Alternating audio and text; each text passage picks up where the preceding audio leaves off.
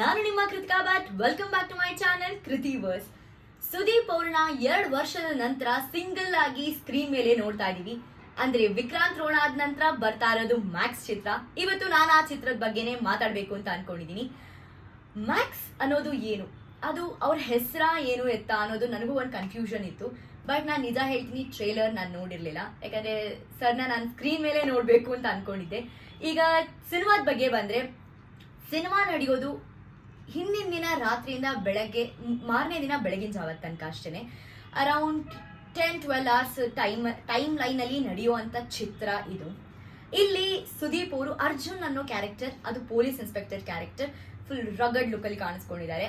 ಅದ್ರದ್ದು ಮ್ಯಾಕ್ಸ್ ಅನ್ನೋ ಹೆಸರು ಏನು ಅಂತ ಹೇಳಿದ್ರೆ ಅವ್ರದ್ದು ಕೋಡ್ ನೇಮ್ ಆಗಿರುತ್ತೆ. ಅದೇ ಚಿತ್ರದ ಟೈಟಲ್ ಬಂದು ಮ್ಯಾಕ್ಸ್ ಅಂತ ಇಟ್ಟಿರೋದು. ಇದರಲ್ಲಿ ಈ ಅರ್ಜುನ್ ಅನ್ನೋ ಕ್ಯಾರೆಕ್ಟರ್ ಅಥವಾ ಮ್ಯಾಕ್ಸ್ ಅನ್ನೋ ಕ್ಯಾರೆಕ್ಟರು ತುಂಬಾ ಸಲ ಸಸ್ಪೆಂಡ್ ಆಗಿ ಮತ್ತೆ ರಿಪೋರ್ಟ್ ಆಗ್ತಾ ಇರ್ತಾರೆ ಬೇರೆ ಬೇರೆ ಊರಲ್ಲಿ. ಹಾಗೆ ಅಲ್ಲ, ನಿಯತ್ತಾಗಿರೋರಿಗೆ ಒಂದೇ ಕಡೆ ಉಳಿಸಲ್ಲ, ಬೇರೆ ಬೇರೆ ಕಡೆ ಎತ್ತಂಗಡಿ ಮಾಡ್ತಾ ಇರ್ತಾರೆ. ಆದ್ರೆ ಈ ಸಿನಿಮಾದಲ್ಲಿ ನಾವು ಅಬ್ಸರ್ವ್ ಮಾಡ್ಬೇಕಾಗಿರೋದು ಏನು ಅಂತ ಹೇಳಿದ್ರೆ, ಒಂದು ಸ್ಕ್ರೀನ್ ತುಂಬಾ ಜಾಸ್ತಿ ಸುದೀಪ್ ಸರೇ ಕಾಣಿಸ್ಕೊಂಡಿದ್ದಾರೆ. ಸುದೀಪ್ ಅವರೇನೆ ಅಷ್ಟು ಸ್ಕ್ರೀನ್ ಅಲ್ಲಿ 2.5 hours ಆಲ್ಮೋಸ್ಟ್ ಸ್ಕ್ರೀನ್ ಮೇಲೆ ಅವರೇ ಕಾಣಿಸ್ಕೊಂಡ್ರು ಕೂಡ ಯಾವ ಕಡೆನೂ ನಮಗೆ ಬೋರ್ ಆಗಲ್ಲ. ಸರ್ನ ಸ್ಕ್ರೀನ್ ಮೇಲೆ ನೋಡಿದ್ರೇನೆ ನಮ್ಗೊಂಥರ ಎಂಟರ್ಟೈನ್ಮೆಂಟ್, ಇನ್ನೇನು ಇಲ್ಲ.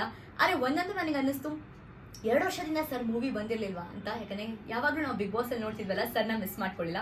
But back to the point ಬಂದ್ರೆ, ನಾವು ಇದರಲ್ಲಿ ಒಂದು ಕ್ರೈಮ್ ಸೀನ್ ನಡೆಯುತ್ತೆ. ಆ ಕ್ರೈಮ್ ಸೀನ್ ಅಲ್ಲಿ ಏನೇನ್ ಆಗುತ್ತೆ, ಇನ್ನೇ ಮಾರನೇ ದಿನ ಅವರು ಡ್ಯೂಟಿಗೆ ರಿಪೋರ್ಟ್ ಆಗಬೇಕು, ಬಟ್ ಹಿಂದಿನ ದಿನ ಒಂದು ಕ್ರೈಮ್ ಸೀನ್ ನಡೆಯುತ್ತೆ. ಆ ಕ್ರೈಮ್ ಸೀನ್ ಏನು, ಅಲ್ಲಿಂದ ಹೇಗೆ ಕತೆ ಟರ್ನ್ ತಗೊಳತ್ತೆ ಅನ್ನೋದೇ ಮೇಜರ್ ಪ್ಲಾಟ್ ಇದರಲ್ಲಿ. ಇದನ್ನ ಕಂಡುಹಿಡಿಯಕ್ಕೆ ಅಂತ ಬರೋದು ಇನ್ನೊಬ್ರು ಕ್ರೈಮ್ ಡಿಪಾರ್ಟ್ಮೆಂಟ್ ಅಲ್ಲಿರುವಂತ ಪೊಲೀಸ್ ಇನ್ಸ್ಪೆಕ್ಟರ್. ಅದನ್ನ ಮಾಡಿರೋದು ಮಾಣಿಕ್ಯದಲ್ಲಿ ಮಾಡಿರುವಂತ ವರಲಕ್ಷ್ಮಿ. ಮಾಣಿಕ್ಯದಲ್ಲಿ ಅವ್ರದ್ದು ಒಂಥರ ಕೆಮಿಸ್ಟ್ರಿ ವರ್ಕ್ ಆಗಿದೆ, ಇಲ್ಲಿ ಇನ್ನೊಂಥರ ಕೆಮಿಸ್ಟ್ರಿ ವರ್ಕ್ ಆಗಿದೆ. ಯಾಕಂದ್ರೆ ಇಲ್ಲಿ ಪೈಪೋಟಿ ನಡೀತಾ ಇರತ್ತೆ ಇಬ್ರು ಮಧ್ಯದಲ್ಲಿ.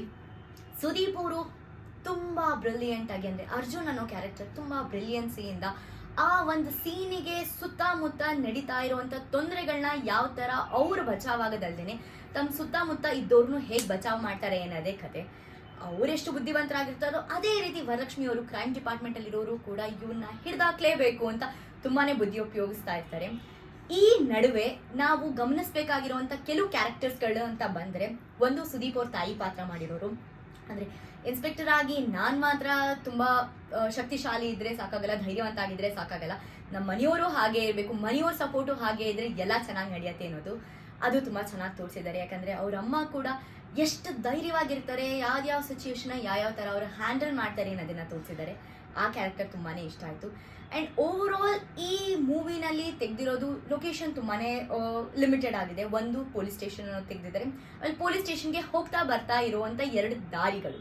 ಈ 2 ದಾರಿಗೆ ಮಧ್ಯದಲ್ಲಿ ಈ ವಿಲನ್ಸ್ಗಳು ಅವ್ರನ್ನ ಅಡ್ಡ ಹಾಕ್ತಾರೆ. ಯಾಕಂದ್ರೆ ಹೋಗ್ದಿರೋ ತರ ಆಗಿರೋ ಕ್ರೈಮ್ ಸೀನ್ ಬಗ್ಗೆ ಎಲ್ಲ ತಿಳ್ಕೊಳ್ಬೇಕು ಅಂತ. ಇದು ಕತೆ. ಇದ್ರ ಜೊತೆಗೆ ನಾನು ಇನ್ನೊಂದ್ ಸ್ವಲ್ಪ ಆಡ್ ಮಾಡುವಂತದ್ದು ಏನು ಅಂತ ಹೇಳಿದ್ರೆ, ಇದೆಲ್ಲ ಪಾಸಿಟಿವ್ಸ್ ಆಯ್ತು. ತುಂಬಾ ಚೆನ್ನಾಗಿ VFX ಎಲ್ಲ ವರ್ಕ್ ಆಗಿದೆ, ಸಿನಿಮಾಟೋಗ್ರಫಿ ತುಂಬಾ ಚೆನ್ನಾಗಿ ವರ್ಕ್ ಆಗಿದೆ, ತುಂಬಾ ಚೆನ್ನಾಗಿ ತಲೆ ಉಪಯೋಗಿಸಿ ಯಾವ ತರ ಕ್ರೈಮ್ ಸೀನ್ ಇಂದ ಅವ್ರು ಹೊರಗೆ ಬರ್ತಾರೆ, ಯಾರನ್ನ ಸಿಗಾಕಿಸ್ಬೇಕು ಯಾರನ್ನ ಸಿಗಾಕಿಸ್ಬಾರ್ದು, ಅದೆಲ್ಲ ತುಂಬಾ ಚೆನ್ನಾಗಿ ತೋರಿಸಿದ್ದಾರೆ. ಅರೆ ನೆಗೆಟಿವ್ಸಿಗೆ ಅಂತ ಬಂದ್ರೆ ಸ್ವಲ್ಪ ಲೆಂತ್ ಜಾಸ್ತಿ ಆಯ್ತೇನೋ ಅಂತ ಅನ್ಸತ್ತೆ. ಯಾಕಂದ್ರೆ ಅಷ್ಟೊಂದು ಲೆಂತ್ ಬೇಡವಾಗಿತ್ತು ಅಂತ. ಅಂಡ್ ಇನ್ನೊಂದು ಕೆಲವು ಪಾತ್ರಗಳು ಮಧ್ಯದಲ್ಲಿ ಬಂದು ಹೋಗಿ ಮಾಡುತ್ತೆ. ಯಾಕಂದ್ರೆ ಲಿಮಿಟೆಡ್ ಕ್ಯಾರೆಕ್ಟರ್ಸ್ ಇರೋದಿಲ್ಲಿ, ಅಂದ್ರೆ ಫೋಕಸ್ ಮಾಡ್ಬೇಕಾಗಿರುವಂತ ಕ್ಯಾರೆಕ್ಟರು.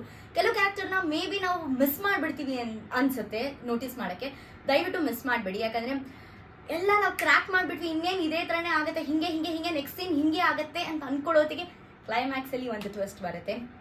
ಆ ಟ್ವಿಸ್ಟಿಗೆ ಲಿಂಕು ಸ್ಟಾರ್ಟಿಂಗ್ ಸೀನ್ ಅಲ್ಲೇ ಇರುತ್ತೆ. ಸೊ ಹಾಗಾಗಿ ನಾನೇನು ನಿಮಗೆ ಹೇಳ್ತೀನಿ ಅಂತ ಹೇಳಿದ್ರೆ, ಒಂದು ಸೀನ್ ಮಿಸ್ ಮಾಡ್ದೇನೆ ನೋಡಿ ಅಂತ ಹೇಳ್ತೀನಿ. ಇದು ಬಿಟ್ಟರೆ ನೆಗೆಟಿವ್ಸ್ ನನಗೆ ಬೇರೆ ಏನೇನು ಕಾಣಿಸ್ಲಿಲ್ಲ. ಅಂದರೆ ಸ್ವಲ್ಪ ಲೆಂತ್ ಆಯಿತು, ಸ್ವಲ್ಪ ಶಾರ್ಟ್ ಮಾಡ್ಬೋದಿತ್ತು ಅಂತ ಅನಿಸಿದ್ದು ನನ್ನ ಒಪಿನಿಯನ್. ಅದು ಬಿಟ್ಟರೆ ನಂಗೆ ನೆಗೆಟಿವ್ಸ್ ಅಂತ ಯಾವುದೂ ಕಾಣಿಸ್ಲಿಲ್ಲ. Over all it's a very good movie. ತುಂಬಾ ಒಳ್ಳೆ ಮೂವಿನೇ ನಮಗೆ ಕೊಟ್ಟಿದ್ದಾರೆ. 2 ವರ್ಷ ಬ್ರೇಕ್ ತಗೊಂಡ್ರು ಕೂಡ ಅದು ಸಾರ್ಥಕ ಆಯ್ತು ಅಂತ ನನಗೆ ಅನ್ನಿಸ್ತಾ ಇದೆ. ಈ ಮೂವಿನ ನೀವು ಕೂಡ ಥಿಯೇಟರಲ್ಲೇ ಹೋಗಿ ನೋಡಿ. ಥಿಯೇಟರಲ್ಲಿ ನೋಡಿದ್ರೆ ನಿಮ್ಮ ಅಭಿಪ್ರಾಯ ಏನು ಅಂತ ತಿಳಿಸಿ. ಇದಾಗಿತ್ತು ನನ್ನ ರಿವ್ಯೂ. ಮತ್ತೆ ಇನ್ನೊಂದು ಮೂವಿ ರಿವ್ಯೂನಲ್ಲಿ ಸಿಗ್ತೀನಿ. Until then tata, bye bye, see you.